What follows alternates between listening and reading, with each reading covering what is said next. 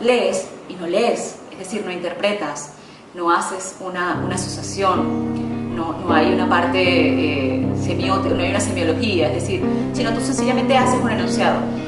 Pero cuando lees con el alma, cuando lees y te metes en la lectura y el autor te lleva por vericuetos, por caminos, pues ahí es donde ha tenido propósito la lectura.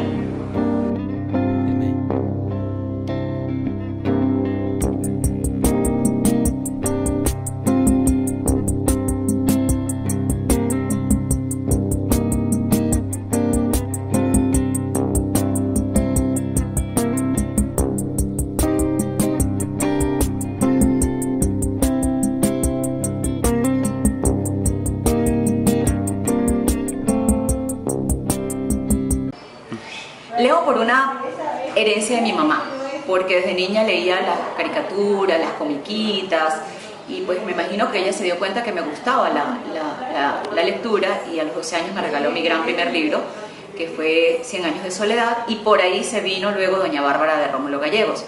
Entonces en ese momento lo hice pues emulando a mamá, que leía mucho, que lee muchísimo, mi abuelo José también murió leyendo. Entonces eso te hace entender que es como otro mundo, es como otro universo, es otro espacio, es salirte de este donde estás y adentrarte en otro que alguien ha construido para ti.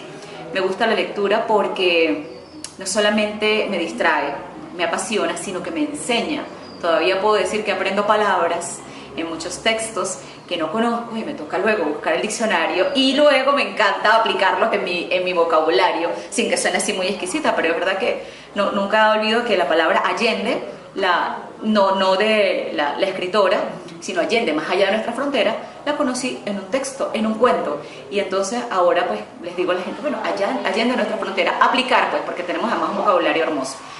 Leo porque me distrae, me relaja, a veces me amarga porque leo mucho del tema político Venezuela, pero es un ejercicio obligado, sobre todo para quienes ejercemos el periodismo y quienes ejercemos la docencia, porque si no nos documentamos, si no estamos alimentando esa parte intelectual y también esa parte espiritual que muchos libros te pueden traer, pues sencillamente nos quedamos allí.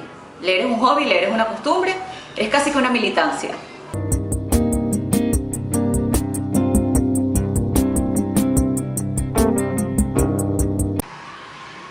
Los libros te pueden dar mucha felicidad como te pueden dar mucha tristeza, pero yo recuerdo de niña que mi mamá nos regaló una cosa así, un diccionario así.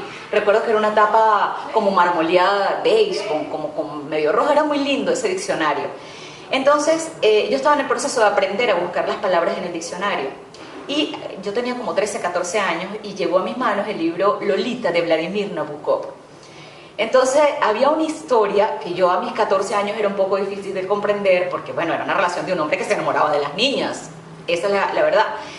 Y había un pedazo que a mí me gustaba muchísimo donde Lolita estaba seduciendo al adulto y él describe que Lolita, el profesor Homberg, que es el protagonista, pues lo estaba tocando y él sentía dispepsia. Y como en ese momento esa palabra me hacía ruido, pero yo estaba muy entretenida con el argumento, me fui al diccionario, pero hay que recordar que dispepsia es D-I-S-P y eso hay que buscarlo en el diccionario. Y yo recuerdo aquella alegría, aquella ilusión de haber encontrado la palabra dispepsia. Por cierto, dispepsia es dificultad para tragar. En ese momento que Lolita estaba como tocándolo, él hizo algo así como así.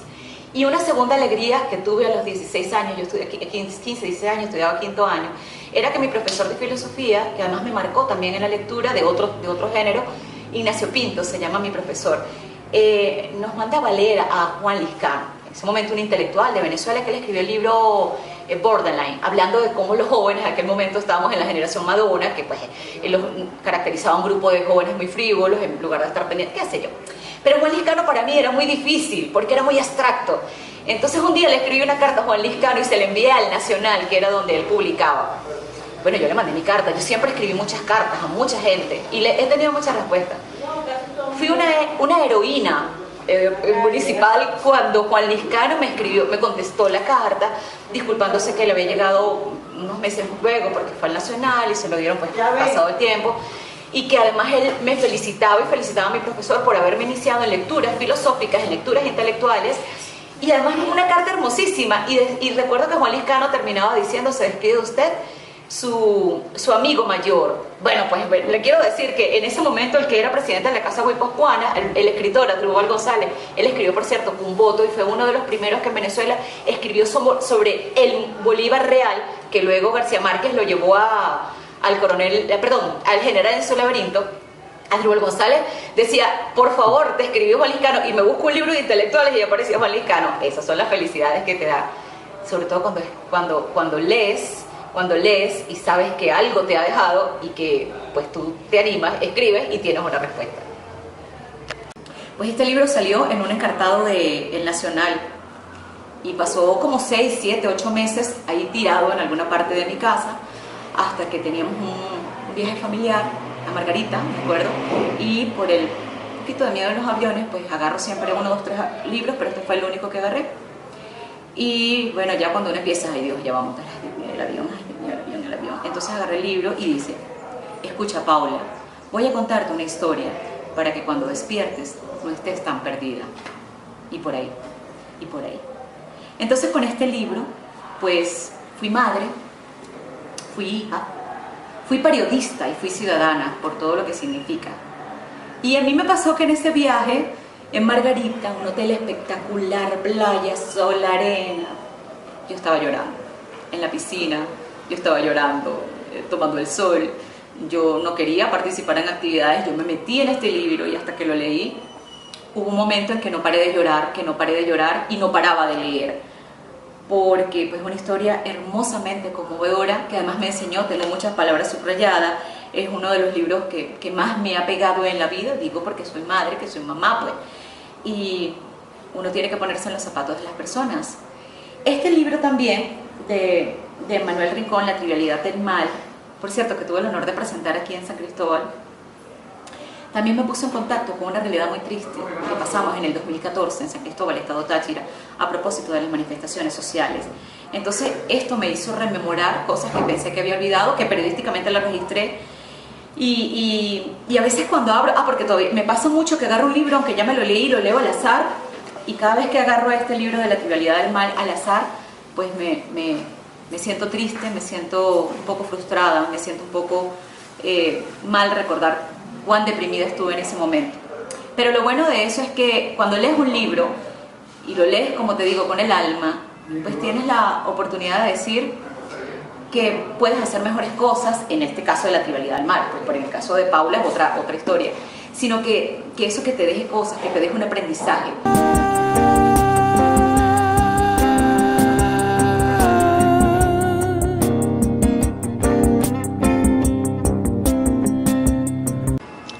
A mí me ha marcado muchísimo la literatura de Mario Benedetti, no solamente sus cuentos, sus novelas, sino también su poesía.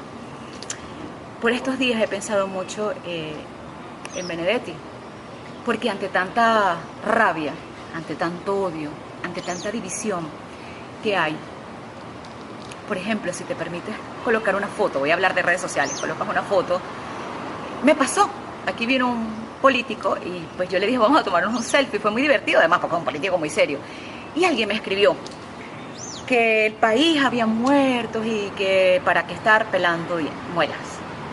Y yo recordé a Benedetti y le dije: usted me hace entender por qué don Mario Benedetti escribió en su Uruguay natal que en mi país la gente sea feliz aunque no tenga permiso.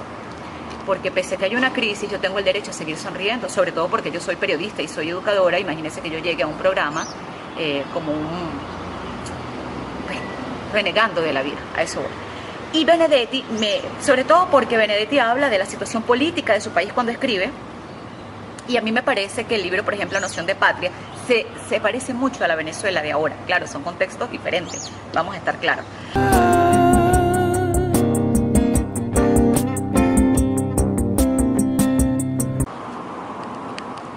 El que no lee, no sabe. Es así como que tiene una gran venda, aunque puede ver. Por ejemplo, si usted es un ciudadano de cualquier país y no sabe cuáles son los derechos que están en su Constitución porque no lo ha leído, pues usted ya ahí está perdiendo, porque seguramente está desconociendo cosas que su carta magna, y estoy hablando por ejemplo de cualquier país, hoy Venezuela, Colombia, España, las constituciones nos dan. Voy con un ejemplo claro como ciudadano del mundo. Si usted no lee, por ejemplo, sobre lo que está estudiando, esas materias en quinto grado que a uno le mandaban a leer unos libros raros, pues sencillamente no va a pasar el examen. Pero cuando ya es profesional, o cuando está estudiando, o cuando ya está grande, vamos a pensar que usted no es, porque no está obligado a estudiar, a ser un profesional universitario, sino cuando usted ya está grande y no lee, se está perdiendo gran parte del mundo. Cuando leemos, conocemos historias, pueblos, características físicas, aspectos culturales de alguien, del que escribe, del que está siendo descrito. Entonces eso, leer es importante, es necesario. Leer te permite conocer, adentrarte, descubrir, emocionarte, decepcionarte, llenarte de ira, pero todos son sentimientos que son saludables que experimentamos como seres humanos. Y ojalá que cuando usted lea, no solamente recomiendo un libro, sino que se anime a escribir cualquier cosa, porque cuando uno lee, uno sale como medio inspirado. Además que leí alguna vez mientras estudié educación que cuando uno no era que terminaba imitando, sino que cuando leía uno tenía como esa capacidad de poder querer escribir, además que mejora enormemente la redacción y la ortografía. La literatura es importante porque se hizo para que descubramos nuevos mundos.